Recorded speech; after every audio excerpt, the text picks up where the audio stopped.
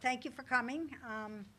We're here at Emmanuel Lutheran School, and I'd like to start out this press conference by telling you that I'm a product of the Danbury Public Schools. I'm proud of that, and so are my children. And I attended Danbury High School when it was on White Street in Danbury in the 1950s, and I went to high school on double sessions.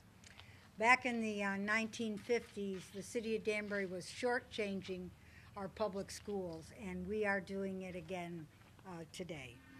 And it really makes me very, very sad to see that our school district is ranked 134th out of 165 school districts in the state, and that in fact there is only one school district similarly sized that ranks lower than we do, and that's New Britain. And it not only makes me sad, it makes me angry about us getting in this kind of situation. This community has allowed our middle school enrollment to exceed the State Department of Education enrollment standards by 200 to 300 students. And we have also ignored the need to build a third middle school. I think most of the parents here know that you can't have 1,200 students going through puberty together under one roof. We need a smaller middle school. Our community has also ignored the 2007 Savin report. That report, actually authorized by the city of Danbury, said we needed to create 3 or 4 interdistrict magnet elementary schools here in the city of Danbury to address the increase in enrollment. Instead, we've had to increase class size. We've had to convert hallways and broom closets and storage areas for instructional space. And we have not been able to give kids the education they deserve. This community's failed to provide all-day kindergarten. I think that was one of Mark's goals when he ran in 2001. So for the past 6 years, all of these factors have really affected student learning and student achievement in our schools. You're going to learn better when there's room, when there's resources, when you're not so overcrowded. But there is another reason why our schools are doing so poorly, and we're standing in front of it here today. It's the Emmanuel Lutheran School. And in 2004, the city of Danbury signed a contract to purchase this building as is and waived very critical inspections that would have shown anyone with any sense that this building had serious, serious, serious problems. But it was a rush deal.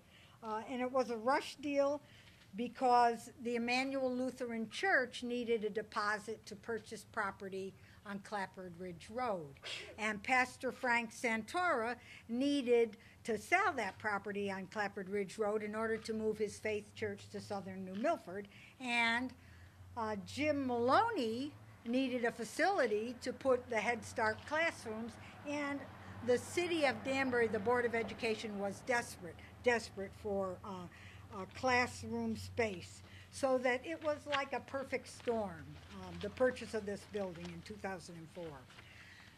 In 2005, voters in the city of Danbury approved bonding for this facility in the amount of like $8 to $10 million, including state and federal grants.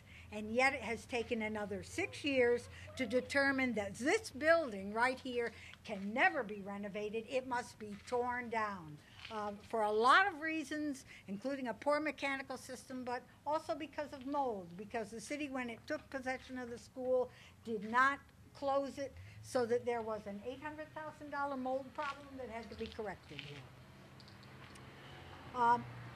And what amazes me is that it took 6 years for us to learn this, even though our city has a construction management department.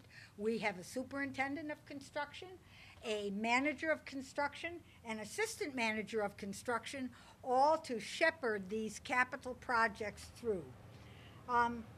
So we look back and see that in 2005 that Mayor Boughton had both the money and the information he needed to address Danbury Public Schools' PACE problems. And he did nothing for 6 years. He didn't provide the leadership that we needed.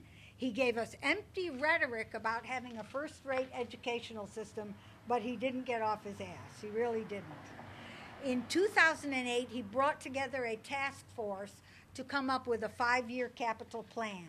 They met 2 times. He recreated that task force 3 months ago, and that task force is going to review new recommendations for our overcrowded schools. We really don't need any more empty campaign rhetoric. We need results. We don't need the stopping, go like hell because it's election time policies that Mark Boughton has provided. He has 1 foot out the door. He is not focused on the city of Danbury. He's focused on his next political opportunity, and that's wrong. So I'm running for mayor, and I'm going to stop that race to the bottom. I'll provide a consistent focus on the building instructional needs and spaces that we need for the Danbury's increasing enrollment. And I won't use the Board of Ed as a scapegoat. I'm not going to stand them up like a straw man and say all of the city's fiscal problems are because of the Board of Ed. They have nothing to do with the lack of building permits. They have nothing to do with the national economy and the toilet. And we're not going to use them as a scapegoat in my administration. I will bring people together to create a vision for strong neighborhood schools, and I will move that vision forward week after week and month after month.